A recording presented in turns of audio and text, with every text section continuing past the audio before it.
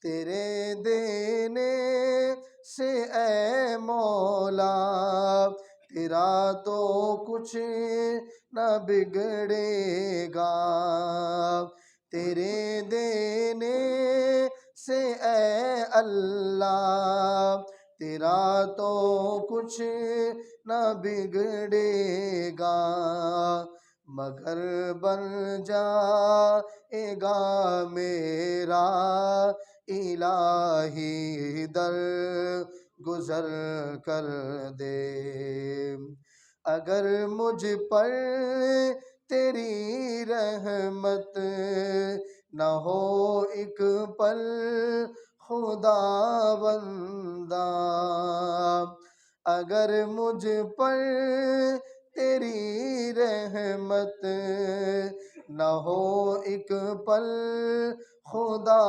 بندہ، ہو جاؤں گا میں رسوا الہی در گزر کر دے، بڑا مجرم ہوں میں تیرا الہی در گزر کر دے، خطائیں یاد کر کے آج میں آنسو بہاتا ہوں، خطائیں یاد کر کے آج میں آنسو بہاتا ہوں، تو رحمت کا بہا دریا الہی در گزر کر دے، بھکاری بن کے آیا ہوں تو اپنے در سے اے داتا، بھکاری بن کے آیا ہوں تو اپنے در سے اے اللہ، مجھے خالی نہیں لوٹا الہی در گزر کر دے، بڑا مجرم ہوں میں تیرا الہی در گزر کر دے، وہ جس پہ چل کے بندوں نے تیرا انعام پایا ہے، دکھا مجھ کو بھی وہ رستہ الہی در گزر کر دے، سنور جائے میری دنیا سنور جائے میری عقبا، سنور جائے میری دنیا سنور جائے میری عقبا، جو ہو جائے کرم تیرا الہی در گزر کر دے، بڑا مجرم ہوں میں تیرا الہی در گزر کر دے، نبی کا واسطہ دے کر صدا دیتا ہے یہ جوہر، نبی کا واسطہ دے کر صدا دیتا ہے یہ جوہر، رضا کا دے پروانہ الہی در گزر کر دے، گناہوں پہ ہوں شرمندہ الہی در گزر کر دے، بڑا مجرم ہوں میں تیرا الہی در گزر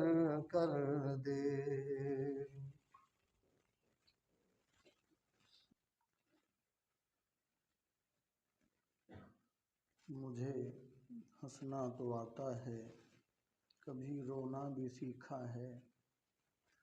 مجھے ہنسنا تو آتا ہے، کبھی رونا بھی سیکھا ہے۔ غلاظت سے بھرے دل کو کبھی دھونا بھی سیکھا ہے۔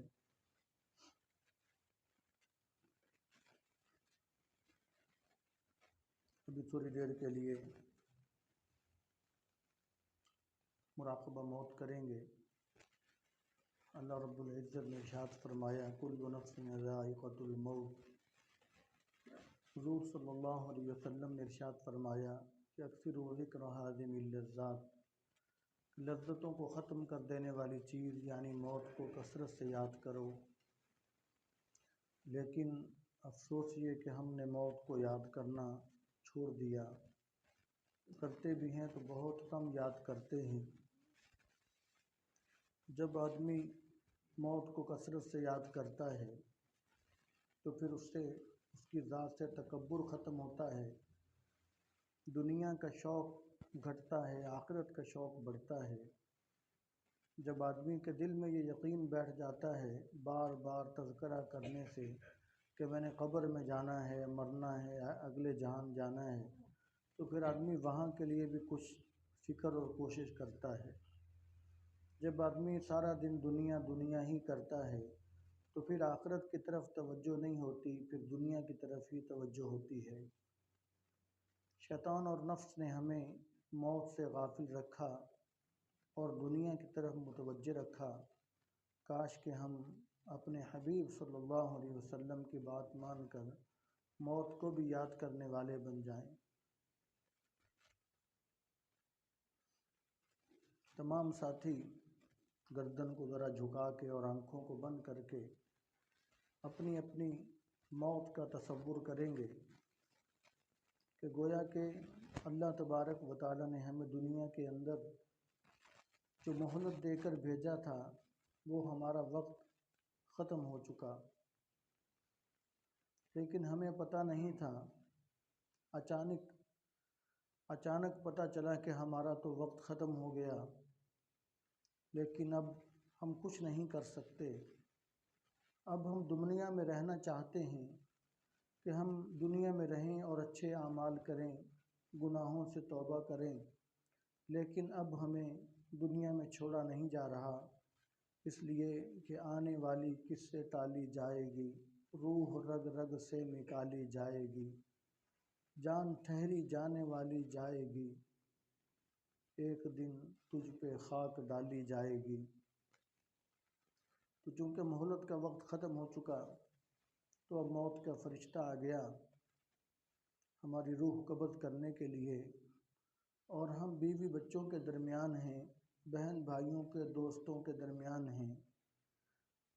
اب ہم ان کی طرف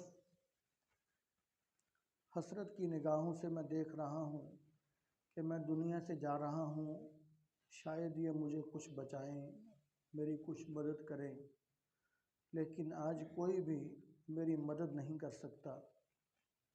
موت کے فرشتے کو آج اپنا کام کرنے سے کوئی روک نہیں سکتا، وہ اپنا کام شروع کر کے رہے گا۔ موت کے فرشتے نے اپنا کام شروع کیا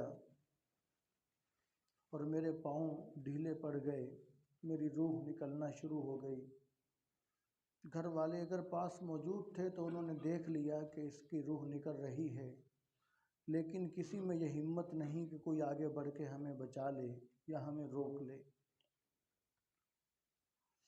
تو جب ہماری روح نکال لی گئی، ہمارا تعلق اس دنیا سے ختم ہو گیا اور ہم مر چکے، تو ہمارے مساجد میں اعلانات ہو رہے ہیں اور ہماری تجہیز و تکفین کا انتظام شروع ہے۔ وہی گھر والے جو کہتے تھے کہ اس کے بغیر ہم رہ نہیں سکتے گھر میں، آج وہی جلدی مچا رہے ہیں کہ ٹائم تھوڑا ہے، وقت تھوڑا ہے، جلدی جلدی اس کو گھر سے نکالنے کا انتظام کرو، اس کی تجہیز و تکفین، کفن دفن کا انتظام کرو، اس لیے کہ ٹائم تھوڑا ہے۔ وہی مجھے جلدی گھر سے نکالنا چاہتے ہیں اور لوگ جمع ہوئے اور مجھے غسل دینے کا انتظام کیا گیا۔ وہ کپڑے جو میں بڑے شوق سے پہنتا تھا، جن کی حفاظت کرتا تھا، آج وہ کینچی سے کاٹ کے میرے بدن سے اتارے گئے اور مجھے تختے پر لٹا دیا گیا، اور میرا جسم جسے میں لوگوں سے چھپاتا رہا، آج میرا جسم دوسروں کے ہاتھوں میں ہے۔ وہ مجھے الٹ پلٹ رہے ہیں۔ مجھے اپنی ذات کے اندر آج کوئی اختیار نہیں ہے۔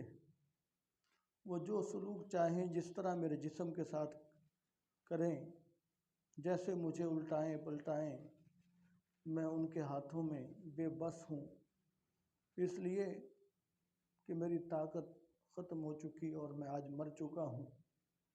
دنیا سے میرا تعلق ختم ہو چکا ہے، اور کفن دفن اور پھر غسل دینے کے بعد میرے لیے ایسا لباس تیار تھا کہ جس میں کوئی جیب نہیں تھی، جس میں کوئی ساتھ لے کے جانے کا سامان نہیں تھا، اور وہ لباس مجھے پہنا دیا گیا۔ اور میں ایک آدھا دن پہلے دنیا کی لذتوں کے اندر، دنیا کی خواہشوں کے اندر مبتلا تھا۔ ایک آدھا دن گزرا، مجھے پتہ ہی نہیں تھا، آج میں کفن میں لپٹا ہوا ہوں، اور دنیا کے ساتھ میرا تعلق ختم ہو چکا ہے۔ اب اپنے رب کے حضور میری حاضری ہے۔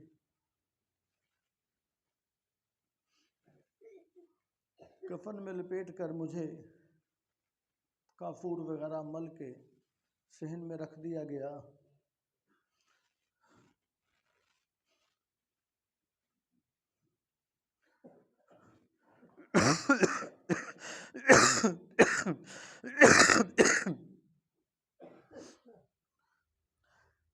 میرے بیوی بچے، دوست احباب، بہن بھائی محبتوں کا اظہار تو کر رہے ہیں، لیکن آج کوئی بھی مجھے گھر رکھنے کے لیے تیار نہیں ہے۔ کوئی بھی مجھے اپنے ساتھ لے کے جانے کے لیے تیار نہیں ہے۔ سب آخری نظروں سے مجھے دیکھ رہے ہیں۔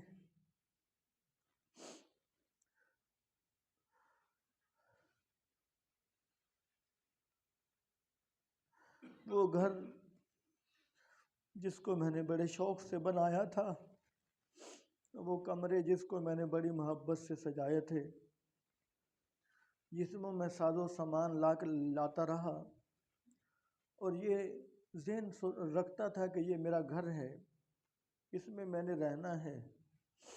آج اس گھر کے اندر میرا آخری دن ہے۔ گھر سے نکالا جائے گا، پھر قیامت تو آئے گی، لیکن میں اس گھر میں دوبارہ نہیں آؤں گا، اس لیے کہ مجھے بتایا جاتا رہا کہ یہ گھر اصل گھر نہیں ہے جس گھر سے جنازہ نکلے۔ اصل گھر تو آخرت کا گھر ہے، اس کا میں آج اپنی نظروں سے مشاہدہ کرنے والا ہوں۔ اس کا میں مشاہدہ کر رہا ہوں کہ یہ گھر تو واقعی میرا گھر نہیں تھا۔ کاش کہ میں ہمیشہ رہنے والے گھر کے لیے کچھ کر لیتا۔ مجھے بڑی محبتوں کے ساتھ گھر سے نکالا گیا، اور وہ گلی محلے جن میں تکبر کرتا تھا، اتراتا تھا اور سمجھتا تھا کہ اس محلے میں بڑا اثر رسوخ ہے، آج اس محلے سے میرا جنازہ نکل رہا ہے۔ جس گلی محلوں میں اہل محلہ کو تنگ کرتا رہا، ستاتا رہا اور ظلم اور زیادتیاں کرتا رہا، آج وہ اہل محلہ دیکھ رہے ہیں کہ اس کا جنازہ نکل گیا۔ اگر محلے میں، گھر میں، اہل خانہ میں محلے والوں کے حقوق ادا کرتا رہا، تو آج محلے والے بھی میرے حق میں اللہ تعالیٰ کے حضور سفارش کر رہے ہیں، اور ہمیں میرے حق میں گواہی دے رہے ہیں کہ یا اللہ یہ اچھا آدمی تھا، آپ بھی اس کے ساتھ اچھا سلوک کرنا، میرا رب اپنے بندوں کی گواہی میرے حق میں قبول کرے گا۔ اگر محلے میں میں نے ظلم کیے، زیادتیاں کیے، دوسرے کو ستایا، تو محلے والے زبان سے کچھ نہیں بھی کہیں گے، تو میرا رب تو دلوں کے حالات کو جانتا ہے۔ محلے والے دل ہی دل میں اللہ تعالیٰ کو گواہی دے دیں گے کہ یہ برا آدمی تھا، اچھا ہوا ہم سے نکل گیا، تو اللہ تعالیٰ بھی پھر اپنے بندوں کی گواہی کا پاس رکھتے ہیں۔ مجھے میری میت کو جنازگاہ میں یا مسجد کے باہر لا کر رکھ دیا گیا، اور لوگ وہاں پر پہلے سے جمع تھے میرا جنازہ پڑھنے کے لیے۔ لوگوں نے مجھے ہاتھوں ہاتھ لیا اور جلد سے جنازے کے لیے کھڑے ہو گئے۔ امام صاحب نے جنازہ پڑھایا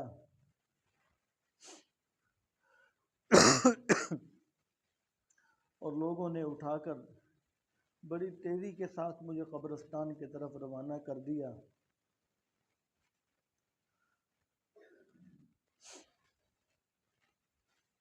اور قبرستان مجھے لے جایا گیا تو قبر پہلے سے تیار تھی، اور وہاں پر دفنانے والے بھی انتظار میں تھے کہ کب میت آئے گی، اس کو جلدی سے قبر میں اتار کر ہم فارغ ہو جائیں۔ میری میت کو قبرستان لے جایا گیا تو تیز ہاتھوں کے ساتھ مجھے لے کر قبر میں فوراً اتار دیا گیا، اور میرے رشتہ دار بہن بھائیوں میں سے، اہل خانہ میں سے، دوست احباب میں سے جن کی خاطر میں گناہ کرتا رہا، آج بھی کوئی بھی قبر کے اندر میرے ساتھ جانے کو تیار نہیں ہے۔ مجھے اکیلے ہی قبر میں جانا ہے، اور قبر کے اوپر مٹی ڈال دی گئی، اور مٹی ڈال کر سب اپنے اپنے گھروں کو چل دیے۔ ان کے قدموں کی آہٹ بھی میں سن رہا ہوں کہ سب چلے گئے اور کوئی ایک بھی موجود نہیں۔ اگر قبر پہ لوگ کھڑے بھی رہتے تو ہمیں کیا جو تربت پہ میلے رہیں گے، تہے خاک ہم تو اکیلے رہیں گے۔ اگر وہ کھڑے بھی رہتے تو قبر میں تو میں تنہا ہی ہوں، اور قبر کے اندر میری ایسی مخلوق سے ملاقات ہوئی جنہیں میں نے آج پہلی مرتبہ دیکھا تھا۔ اور اگر میں نے زندگی شریعت کے مطابق گزاری تو قبر میں میرے لیے کوئی پریشانی کا سامان نہیں ہے، میں خوش ہوں۔ اس مخلوق سے آتے ہی میں مانوس ہو گیا اور میری فکر مندی جاتی رہی، اور اگر میں نے شریعت کے خلاف زندگی گزاری تو وہ مخلوق دیکھتے ہی میری پریشانی اور میری وحشت، میرا خوف اور زیادہ بڑھ گیا۔ فرشتوں نے آ کر سوال کیا کہ من ربو کا، تیرا رب کون ہے؟ اگر میں نے اپنے رب کو رب جان کر زندگی گزاری، رب کی مان کر زندگی گزاری، تو فوراً کہہ دوں گا کہ میرا رب اللہ ہے۔ اور اگر اپنے رب کی نہ مانی، رب نہ جانا، تو پھر مجھے اس کا جواب نہیں آئے گا، پھر مجھے ہزاروں سینکڑوں سال پیٹا جائے گا، اور سانپوں اور بچھوؤں میں مجھے چھوڑ دیا جائے گا، اور سوال ہوگا کہ تیرا نبی کون ہے؟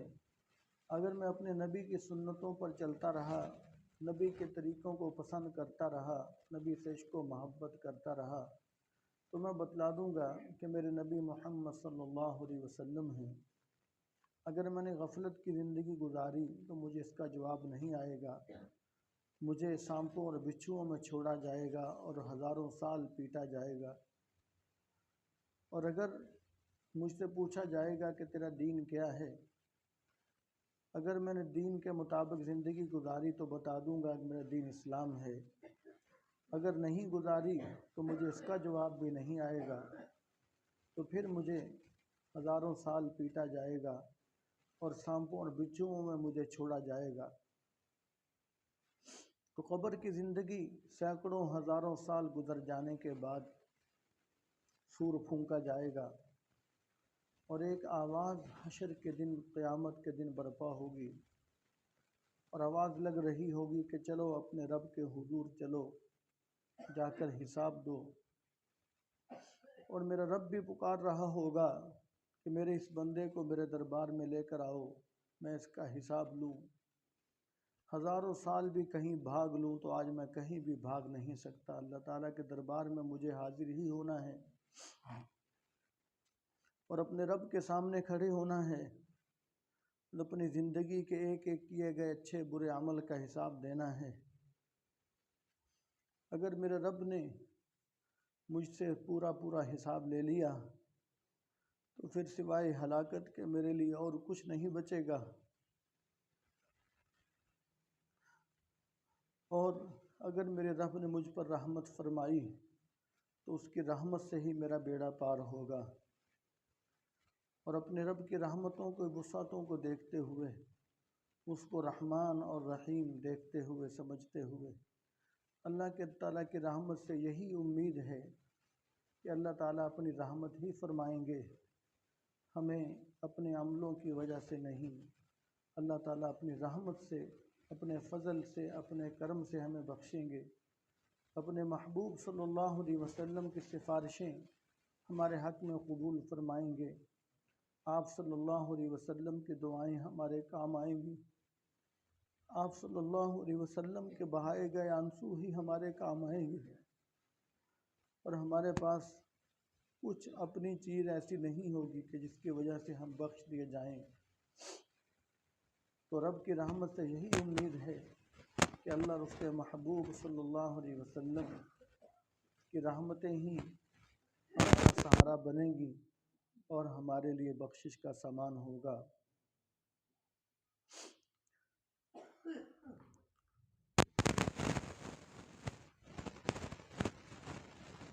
بسم اللہ الرحمن الرحیم، الحمد للہ رب العالمین، والصلاة والسلام علی سید الانبیاء والمرسلین، اللہم لک الحمد ما انت اہلہ انک اہل التقوی واہل المغفرہ،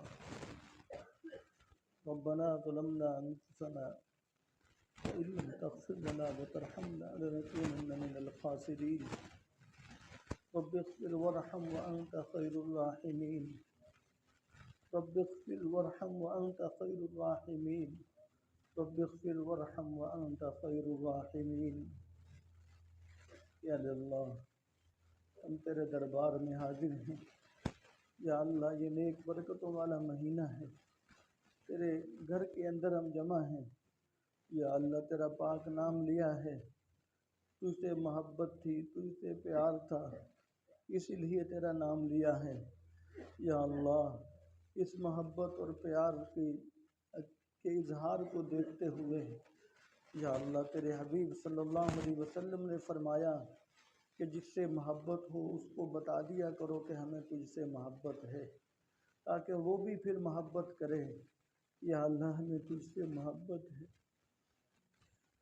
یا اللہ ہمیں تجھ سے محبت ہے، یا اللہ ہم بھی تو جانتا ہے، یا اللہ، یا اللہ ہم یا اللہ اپنے محبوب صلی اللہ علیہ وسلم کی سنت پر عمل کرتے ہوئے ہم تجھے بتانا چاہتے ہیں کہ ہمیں تجھ سے محبت ہے، یا اللہ آپ بھی ہم سے پیار کر لیجئے، یا اللہ آپ بھی ہم سے محبت کر لیجئے، یا اللہ آپ بھی ہم سے محبت کر لیجئے، یا اللہ آپ جس سے محبت کرتے ہیں آپ اس کو آزماتے بھی ہیں، یا اللہ ہم تیرے کمزور محب ہیں، یا اللہ ہمارے اندر آزمائشیں سہنے کی طاقتیں نہیں ہیں، یا اللہ ہم تجھ سے محبت کرتے ہیں اور اپنی کمزوری کو بھی اعتراف کرتے ہیں، یا اللہ ہمارا امتحان نہ لینا، ہم کمزور ہیں، یا اللہ عافیت والا معاملہ فرمانا، عافیت والا معاملہ فرمانا، عافیت والا معاملہ فرمانا،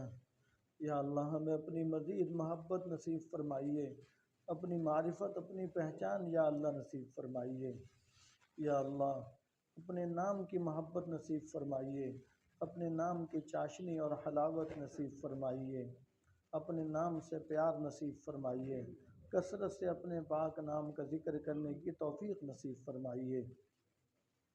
یا اللہ ہم تیرے دربار میں حاضر ہیں، آپ رحمان ہیں، آپ رحیم ہیں، آپ قریب ہیں، آپ حنان ہیں، منان ہیں، غفار ہیں، ستار ہیں۔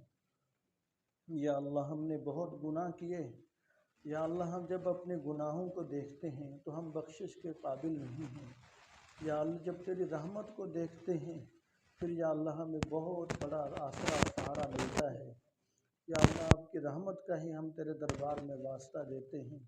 یا اللہ ہمیں قبول فرما لیجیے، ہمیں معاف فرما دیجیے۔ یا اللہ ہمیں خالی نہ لوٹائیے، ہمارے ہاتھوں سے خالی نہ لوٹانا۔ یا اللہ ہمیں معاف فرما دینا، اپنی رحمت کی نعمتوں میں سے ہمیں بھی وافر حصہ نصیب فرما دینا۔ یا اللہ ہمیں بھی مالا مال فرما دینا۔ یا اللہ آپ کی رحمت ختم نہیں ہوگی، یا اللہ ہمارا کام بن جائے گا۔